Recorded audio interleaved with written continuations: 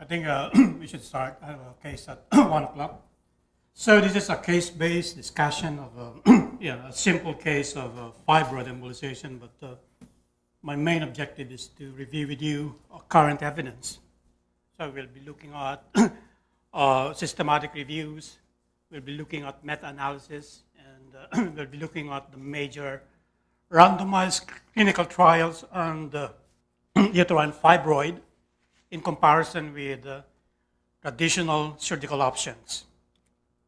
So I will be concentrating on the highest of the pyramid. If you're familiar with the evidence pyramid, the highest one will be the meta-analysis, followed by systematic review, RCT, and then the case control study, and then the lowest one will be expert opinion and animal research or in vitro experimentation. So this is the cascade that I use in my search for the evidences that I'll be showing with you. Number one is Cochrane Library, because the Cochrane Library will give you a systematic review. So it starts with the Cochrane Library. And then if you have a systematic review, then you can stop. If you did not find any, then you go to DARE. DARE is called Database of Abstract of Review of Effectiveness. Then you can find a systematic review, because it is by law that anyone making an RCT, you should register it. So all RCTs are registered. And then if I don't have a systematic review, then I go into the Central Register of Controlled Trials. If I find one, then I do a critical appraisal. But if I don't find an RCT, then I go to PubMed. PubMed should not be my first step. The reason why is that there are a lot of low quality studies when you go to PubMed. So TRIP, the poster that you saw before you entered the room, TRIP is translating research into practice. So that's also one good source of evidence-based medicine. The reason being is that it will screen the data depending on what you type as your query question, and then it will arrange it into the level of importance. And then clinical practice guidelines. These are the ones that I use, one in the US. Sorry.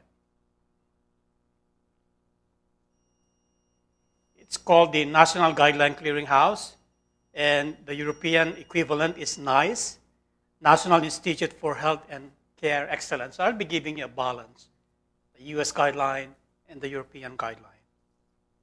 So let's go to the case. So this is obese and a lot of comorbidities, so it's not a good surgical candidate. Initially, she declined fibroid embolization, but eventually, after a failure of hormonal therapy and is still having continued heavy bleeding, she eventually consented to a UAE. She also complains of dysuria and frequency. Yes? I have a question about using like the European guidelines and stuff like that. Whenever we're looking up things like this, is it okay to use European guidelines and like cite those? Yes, most of the time the experience, they're concordant, they're the same. But there are some differences. There are some differences. That's the reason you have to know what's happening on the other side of the world. Sometimes I use guidelines coming from Japan, because Japan, what is the strength of Japan? GI tract, pancreatic, biliary. So I have to look at guidelines coming from Japan with regards to those diseases that I mentioned. So what are the indications for fibroid? Heavy menstrual bleeding, pelvic pressure, pelvic pain, urgency, frequency, incontinence, retention, and hydronephrosis. Of course, intuitively, absolute contraindications include pregnancy, suspected malignancy, and occasionally they request preoperative embolization before resection of a suspected malignancy, just to minimize intraoperative blood loss. Other contraindications, these are relative ones. Coagulopathy, you can correct that. Renal insufficiency, you can also have some ways of doing it. Prior allergic reaction, you have prophylaxis for allergy, and desire for pregnancy in the next 2 years. How is pregnancy affected by fibroid embolization? Number one, it decreases the blood flow to the uterus temporarily. And the question is, this does affect the ability to become pregnant? Does this affect the ability to carry on pregnancy to term? In most patients, there is a reopening of the arteries because of the collateral blood flow. And it is rarely permanent. And you have to be aware that's weakening of the uterine wall, especially with large fibroid. Difficult to predict it will be a problem during delivery. You have to assess with sonogram, assess the implantation site, and assess the overall integrity of the uterine wall. Let's take a look at pregnancy outcome and complication after UFE. There are 4 studies, but in the interest of time, I'll just be looking at the pooled results. When you look at here, 30% spontaneous abortion rate. Premature delivery is also high, 21%. C-section delivery, it's high, 74%. And small for gestational age, it's just about 7%. And the postpartum bleeding is not a problem. It was 0 in all the series. Another case series addressing the questions, what are the outcomes for women who became pregnant after fibroid embolization, and similar results. 24 pregnancies in 21 women out of the 164 group, 18 live births. The problems are similar, spontaneous abortion in 4, 2 elective terminations in all of the series, 3 pregnancies, 17% of live births had abnormal placentation, and 6% were born with low or very low birth weight, and 4 deliveries were preterm, that is about 22%. And therefore, this is the bottom line. If somebody desiring pregnancy and then consulted you for fibroid embolization, it has to be discussed with them. But eventually, if she becomes pregnant, it becomes a high risk. She should be monitored for prematurity, intrauterine growth restriction, abnormal placentation, and increased likelihood of C-section delivery. Let's take a look at the Cochrane 2012 version. When you look at outcome in terms of pregnancy, you will see that it favors surgery. 50% for fibroid embolization, as opposed to higher 78% were able to carry out pregnancy with the surgical group, meaning the myomectomy group or other uterine sparing surgery.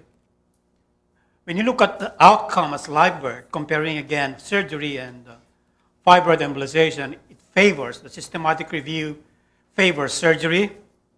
And when you look at the actual figures, 23% live birth with fibroid in comparison to a higher 48% with the surgical group.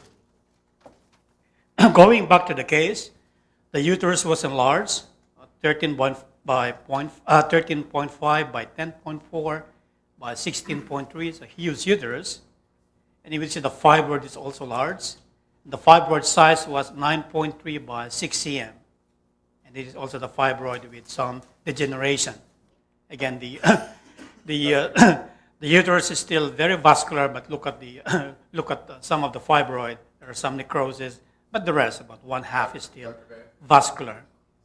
Yes? So what do you need us to tell you in the pre-op MR? When you usually order an MR before UAE, what's the things that you're looking for? Number 1, you look at the uterine size. Number 2, look at the location of the fibroid, because there are anatomical contraindications. We will go to that. And then number 3, I would like to know the anatomy of the uterine artery, so I know before I go in with the uterine embolization. Is it small? Is it large? Is it hard to go in? These are the things that I have to know There's an ovarian before, supply, or some anatomic variation. Fibroid size. There is no definite limit to the size of the uterus that will likely benefit from fibroid embolization. But for every 100 cc of uterine volume, there is a corresponding 2% decrease in the overall amount of shrinkage. Some would suggest that uterus greater than 20 cm, that is a 20-week pregnancy size, shrinkage might not be satisfactory. And in one series, 4.5% of this ultimately underwent hysterectomy to resolve the symptoms. Other series, like for example, 70 women with a large fibroid, the dominant being more than 10 cm, and the uterine volume being more than 700 cm, they had no serious complication in average follow-up of 48 months. However, they have found out that if the uterine size is more than 24 weeks, or there are multiple fibroids larger than 10 cm in diameter, this is a relative contraindication. Why? Serious complications like abdominal pain, infection, sepsis, and ischemic uterine injury requiring emergent hysterectomy are some of the concerns that you have to be aware of. These are the anatomic contraindications: pedunculated subserosal fibroid. Why? If the attachment to the uterus is less than 50%, the moment you devascularize it, it becomes necrotic, it becomes detached, it could roll into your peritoneal cavity. If it rolls to your peritoneal cavity, it becomes infected, it becomes a source of sepsis, and down the line, the cascade of septic reactions. Pedunculated submucosal fibroid, why? It's a relative contraindication. Why? Because it could be detached, slough off. Most of the time, they can pass through the cervix, but sometimes they become arrested in the cervix. It becomes alarming to the patient. If it becomes arrested to the cervix, it becomes painful, then it will require emergency extraction by surgical means. This is a spontaneous sloughing off of a fibroid after fibroid embolization. That is before, and that is after. You will see the uterine cavity now. It is spontaneous without the need for surgical intervention. How about concurrent adenomyosis? You have to know that because about 10 to 20% of cases with fibroid are concomitant adenomyosis. And the only definitive treatment for adenomyosis is hysterectomy. However, there are preliminary studies showing the outcome of embo is not affected by the presence of mild to moderate adenomyosis. There appears to be control of symptoms with dominant or pure adenomyosis in short term. Adenomyosis requires a healthy vascular substrate that might be inhibited by the embolization. And based on the guideline, this is the National Institute for Healthcare Excellence, issued in 2013, they said that current evidence of uterine embolization for treating adenomyosis is efficacious for relief of symptom in short and medium term. So there's an evidence as recommended by the European guideline. And in fact, when you look at ACR guidelines, just like in this clinical variant, somebody showing MRI of fibroid and concomitant diffuse adenomyosis, you would see that they would rate uterine embolization similar to hysterectomy. Both are rated 7. So it's either you have to choose. If the patient is not a surgical risk, of course, hysterectomy. If the patient would desire to still keep the uterus and there are comorbidities, then you have to opt for a fibroid embolization. So let's go back to the case. This is the MRI. So this is in addition to the anatomic data that you have to provide, you provide also the vascularity. So this is vascular. And you will see the anatomy of the uterine artery as well as the vascularity in the uterus, as well as the vascularity in the two large fibroid in this particular case. How do we do a fibroid embolization? So this is just a review. You puncture in the groin, and then you put a catheter, and then go into the contralateral internal iliac, and then selectively go into the uterine artery, and then look for the blood supply to the fibroid. After going selectively into the uterine branches, then you proceed with delivery of particles, and the particles now will obliterate the branches supplying the fibroid. So this is a schematic way of doing it. In an actual case, you would see the large fibroid, the vascularity and the hypervascularity in the tumor, and you would see selectively going into the left side. You would see the catheter now positioned within the distal uterine artery before its horizontal segment, and then you would see the centripetal distribution of the blood vessels. And then after embolization, you would see the devascularized large tumor. And you would see preservation of the distal segment of the uterine artery, as well as preservation of the cervicovaginal branches. You have to preserve the cervicovaginal branches, otherwise the patient will present with dysporunia post-procedure. So it will be a problem. So you have, as much as possible, you have to preserve the cervicovaginal branches. This is the typical vascularity that you see in a uterine fibroid. There's a centripetal distribution of the vascularity, and then you embolize that. This is what you see. Obliteration of the branches is on the other side, hypervascular branches, and then you will see the tumor staining in the in the fibroid, and this is the outcome after embolization. You will see that the tumor stain has been obliterated, but there's preservation of the horizontal segment of the uterine artery, including the cervicovaginal branches. What is the end point? Occlusion of the uterine branches, occlusion or non-occlusion of the vertical portion, but you have to preserve the cervicovaginal branches. This is before, and that should be your outcome after. So let's go back to the particular case that we are discussing. So this is the arteriogram now, the pelvic arteriogram. You would see the vascularity, and progressively you would see the hypervascularity into the large uterus and into the large fibroid. And these are the two large fibroid, one in here and the other one in the superior right side. And then selectively we went into the left internal iliac anterior segment. Then eventually we went into the uterine artery selectively in the distal segment and showing you the typical hypervascularity of the fibroid. And now test injection did not show evidence of reflux, so we went ahead with embolization with particles. And this is the end point.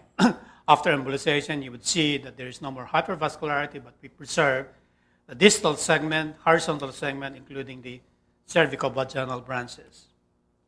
We went to the other side, and then this again same findings of hypervascularity, and then we proceeded with selective embolization, and this was the outcome.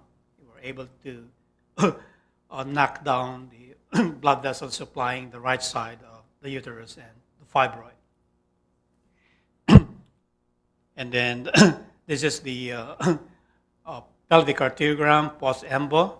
You would see that you don't see now the hypervascularity in the uterus. You don't see now the hypervascularity in the fibroids. And you would see preservation of the cervicovaginal branches. That is before, and that is after. This is after. What is the time course of recovery after UFE? 8 to 12 hours. Pain may be severe. That's the reason why we use PCA pump or a lot of narcotics. 3 to 5 days, pelvic pain becomes moderate. 9 days, return to work or normal activities. 4 to 6 weeks, intermittent discharge. This is commonly seen. 3 to 6 months, there may be temporary amenorrhea in about 1% of cases. And 6 months onwards, about permanent amenorrhea in about 4% of cases. What are the complications? Red degeneration less than 5%, and about needing hysterectomy. These are usually in large fibroid, greater than 20-week size uterus. Infection, discharge, and fevers, and urgent assessment. It's an urgent need for assessment. Inadvertent embolization could cause sciatic nerve palsy, ovarian failure in 2 to 4%, pelvic thrombosis, so you have to use your stocking or while the patient is recuperating, and then uterine wall weakening. Will this affect pregnancy and implantation? Post-embolization syndrome is usually self-limited. It's also called necrobiotic syndrome, fever, malaise, pain. They usually self-limited and usually respond to NSAID. You have to hydrate them because of the degradation products of protein from the embolization. They might develop uric acid deposition in the kidneys, so you have to be aware of adequate hydration post-procedure. Let's take a look at some of the earlier series and look at the changes in uterine volume after the fibroid embolization. You would see that it ranges from 29% to 51%. And when you look at technical success, it's good, ranges from 84%. This was a publication in 2000 to about most of them showing nearing 95, above 95% and 100%. When you look at other studies, in terms of menorrhagia improvement, it ranges from 81% to 95%. Pelvic pain or bulk pain, symptoms improvement, 93%. And then fibroid volume, on the average about 6 months, about 50% reduction in fibroid volume. Newer studies from 2000 to 2001, the same. Menorrhagia improvement, 96%. Pain or bulk symptom improvement, 70%, 87%, 92%. And similar reduction in fibroid volume, average of about 50 to 60% within 6 months. Newer studies, 2002 to 2003, similar results. And let's look at the major trials. This is the EMMYTRIAL. This is the partial report in 2005, the follow-up period of 5 years. About 28 Dutch hospitals participating in the EMMYTRIAL, and the total number of population was 177. And these are randomized into embolization 88 and hysterectomy 89. So that's almost equal distribution after randomization, 88 and 89. When you look at the results, comparing the two, UFE failure in the follow-up is about 5%. Major complication, there's no significant difference. The p-value is 0.68. Major complication for fibroid embolization is 5%. Hysterectomy is 2.7%. How about minor complications? There is significantly more minor complications with fibroid embolization, 58%, versus 40% in hysterectomy. And intuitively, of course, readmission is more with fibroid embolization, 11%, 0% for hysterectomy. And of course, intuitively also, the length of hospital stay, 2.5 days for fibroid embolization and 5 days for hysterectomy with a p-value of less than 0.001. When you look at other details of the results of the EMMYTRIAL, technical failure was 5.3%, procedural failure was 17.3%, and difficult anatomy was found in about 3.7%, and absence of the other side of the uterine artery, just unilateral supply, is 3.3%. And notable among their findings is this: technical failure tends to be increased if you have a single fibroid and a small uterine volume of less than 500 cc, because you need a vascular substrate to embolize. Overall complications is significant, 28% during the hospital stay and 60% during the 6 weeks after discharge. And amount of embolization material is usually associated with fever, major complication, and a high pain score. Let's take a look at the second part of the randomized clinical trial. This is already after 10 years. The first one I showed was 5 years.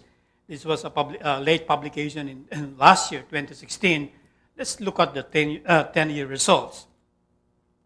So after 10 years, they were still able to come up with 66, being able to complete the questionnaire among the hysterectomy group, and about 66 and about 63 in the fibroid embolization group, out of the 80 plus initially during the start of the trial. When you look at the Kaplan-Meier curve after 10 years, about 35% needed hysterectomy. And expressed in a different way, fibroid embolization, you can avoid hysterectomy in 65% or 2/3 of cases. And the reasons are menorrhagia, continuous menorrhagia, and continuous pain. And based on multivariate analysis, they were able to show from this 10-year analysis of the results that having a body index of more than 25 and with an active smoking history, these are factors that will make the fibroid embolization fail, and this will make you need eventually a surgical procedure in the form of hysterectomy. When you look at the quality of life, we don't have to go to the details of this one. In terms of the mental component, in terms of the physical component, in terms of the urogenital distress and defecation distress, there's no significant difference between the two groups. And in terms of the menopausal symptoms, there is a corresponding increase in both groups, but you can explain. This is not necessarily due to the procedure itself, but because of the increasing age. Remember, that's 10 years. But what is important in here, there's no significant difference between menopausal symptoms, comparing hysterectomy group and the fibroid embolization group. So the conclusion from this 10-year study is that in about 2/3 of fibroid embolization treated with symptomatic fibroid, hysterectomy can be avoided in 65%. And health-related quality of life measurement parameters, it becomes stable in 10 years, and there's no significant difference between the two groups, surgical group and embolization group. The other trial is from UK. It is also an RCT, fibroid embolization versus surgery, 106 in fibroid embolization and about 51 hysterectomy for surgery and about 48 hysterectomy and 8 myomectomy. So 51 surgeries. So there's a skewed distribution. Unlike the EMMYTRIAL, almost equal distribution in here. It's more fibroid compared to the surgical group. When you look at the length of hospital stay for fibroid, 1 day. That's usually what we have in here, 1 day, overnight. 5 days for surgery. Symptom scores better with surgery. And then first year follow-up. There were 12 major complications with UFE and 20% major complication with the surgical group. Fibroid registry, this is the largest. A publication in 2005, a population of 2,112. 6-month follow-up. The only problem with this is a large population, but look at the follow-up. It's just only 1 year. 6 months follow-up in 85%, and 1 year follow-up in 80.5%. To date, I have not seen an update of this fibroid registry. Probably they're working on a more long-term follow-up, but this is the one I found. The quality of life improvement in majority of cases, 5% no improvement, about 3% needing hysterectomy in 1 year, and about 3.6% requiring gynecologic intervention by 6 months. And about 6% required gynecologic intervention between 6 to 12 months, and about 7.3% having amenorrhea, but most of these are 45 years old and older. But the bottom line is 82% are still satisfied with the outcome. When you look at the update of this result, publication in 2008, when you look at the 3-year follow-up now, 90% remain, but only 60% were able to complete the questionnaire. But the bottom line is the symptom score improved, as well as the quality of life scores improve. And when you look at the need for surgery, the Kaplan Meier curve for 36 months, 3 years, you will see that the need for hysterectomy after 3 years is about 10%, myomectomy in 3%, and repeat embo in about 1.8%. Long-term follow-up, prospective observational study, a follow-up in 5 to 7 years, a population of 258, but only 172 were able to complete the questionnaire. Similar results. 75% returned to normal, improvement in menstrual flow, and resolution of fibroid symptoms in about 7 to 8%, and 16% requiring further treatment, and satisfaction is the same, about 88%. The same series, you would see that there's continued control of symptoms in 73%, and the need for hysterectomy is about 13.7%. The need for myomectomy is 4.4%, and the need for fibroid embolization, repeat fibroid embolization, is about 1.6%. We look at the Cochrane. This is the highest of the evidence. This is the 2012 version. I will give you the update on 2014. And there were 6 RCTs involved, included, a total number of 732. There were 3 trials comparing fibroid embolization versus abdominal hysterectomy, 2 trials comparing embolization versus myomectomy, and 1 trial comparing fibroid versus surgery, combination of hysterectomies and myomectomies. So all randomized clinical trial, all with symptomatic fibroid, with menorrhagia, with pain and bulk-related symptoms, and then requiring embolization and then surgical management for comparison.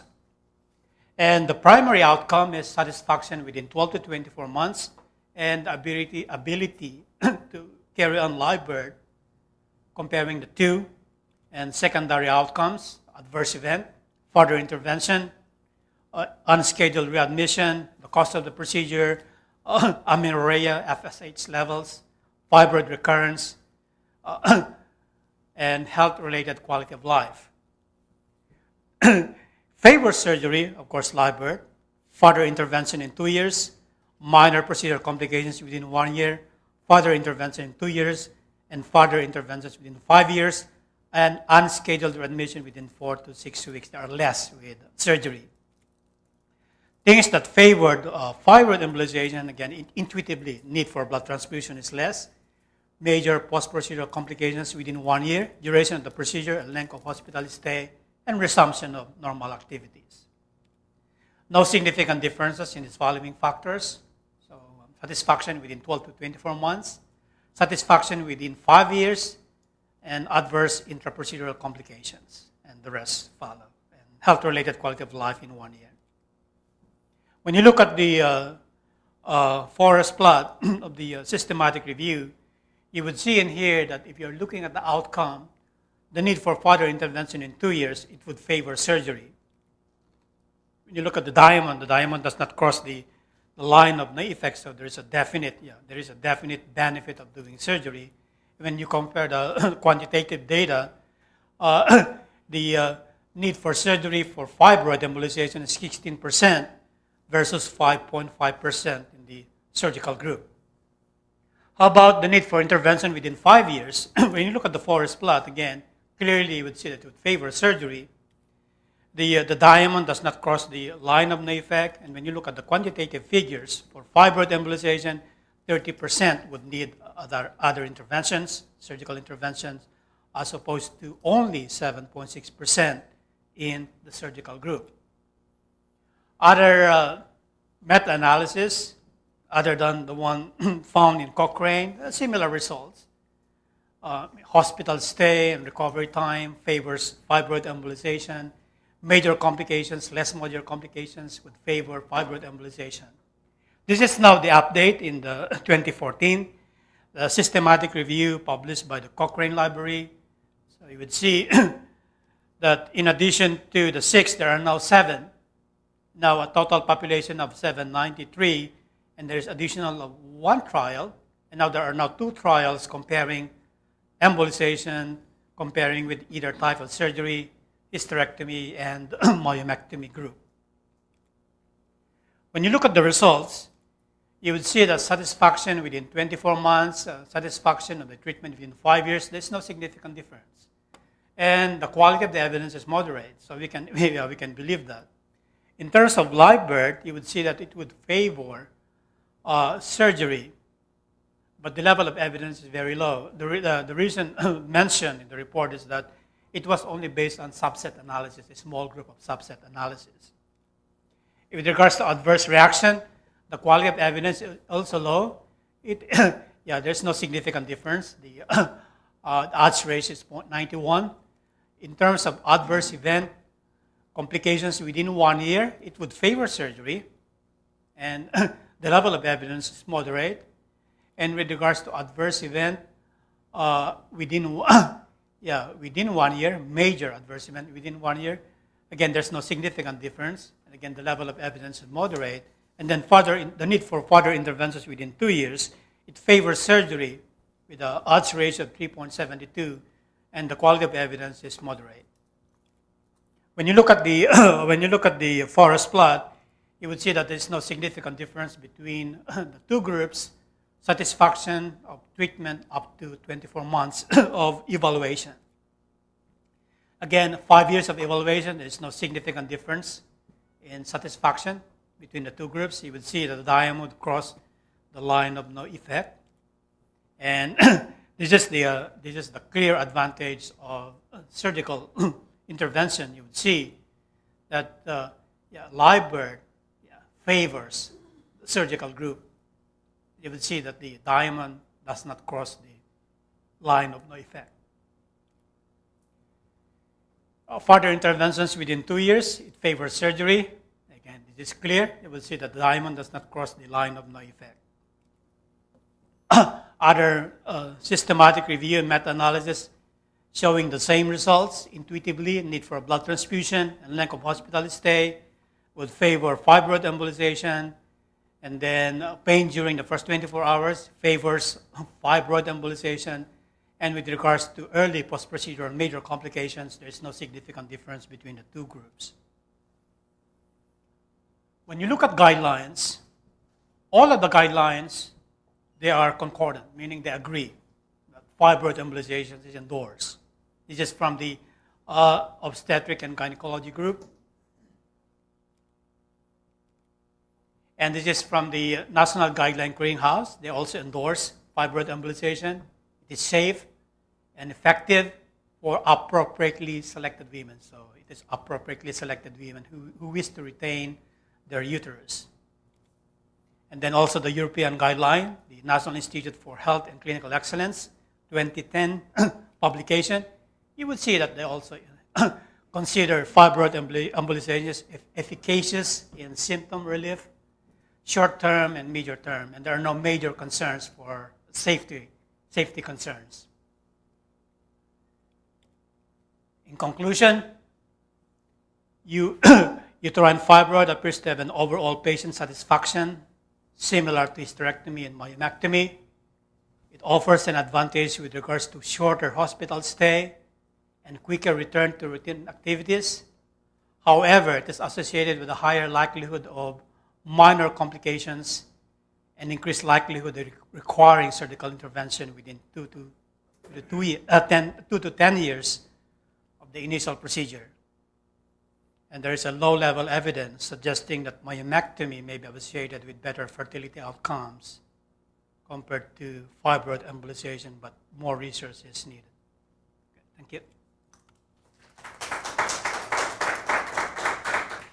Yes? It seems like here we only get the people that can't go to surgery. Is that kind of nationally? Others is an option. There are fibroid clinics in the U.S. that the patient is presented with options. But our experience in here is that most of the cases that we see are having either for morbid obesity, plus minus comorbidities, or somebody presenting with high morbidity, meaning somebody who had cardiovascular comorbidities, pulmonary comorbidities, or other reasons that will make surgical procedure high risk. I used to think that this kind of treatment was intended for women wishing to get pregnant, or the pregnancy desire was kind of a major or primary role. Now I think it's secondary, right? It's a secondary, because when you go back to the first part of this lecture, it affects pregnancy in terms of higher C-section, need for C-section, low birth weight, and then abnormal placentation. It puts women in and higher risk. Prematurity, meaning somebody who becomes pregnant, who had a history of fibroid embolization, becomes high risk pregnancy. But in some scenarios, if your fibroid is big enough, it might preclude you getting pregnant or cause pregnant complications as well, right? Or the surgery would be a higher risk than as well, right? Yes, that's the reason why we look at all the guidelines, properly or appropriately selected women.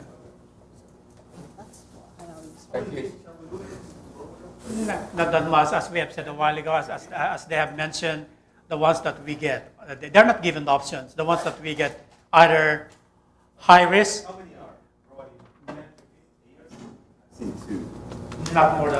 maybe not more than 12. Because but they're not given the options, of course. There are also reasons for them, because the residents also need quota figures. And there's no way for us to obviate that. They need it for their training program. sure there's a referral bias too out in the private practice, even where people don't need the quotas, just to like, Yeah, they don't want to give up. yes, other major hospitals, they have a freestanding fibroid clinic wherein they are presented with the option.